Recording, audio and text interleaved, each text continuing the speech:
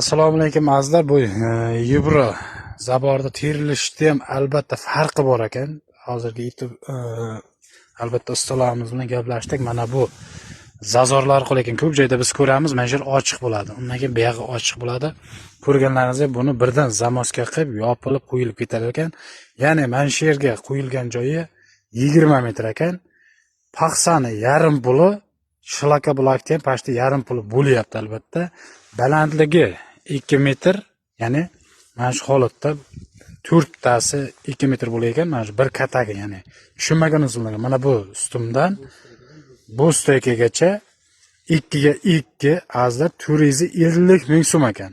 Ya'ni buni 1,5 metrligi bor ekan, haqiqatan ham 1,5 metrligi 3 ta bo'layotgan, ya'ni 3 ta holatda bo'layotgan. U 350 ming so'm ekan.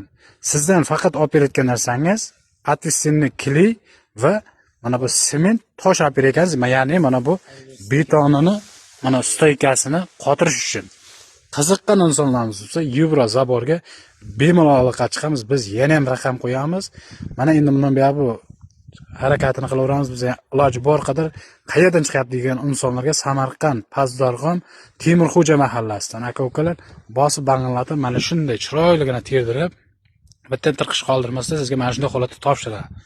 Avvalambor videomiz yoqqan bo'lsa, bittadan like tugmasini bosib, uzoqroq videolarda tarqatamiz jigarlar.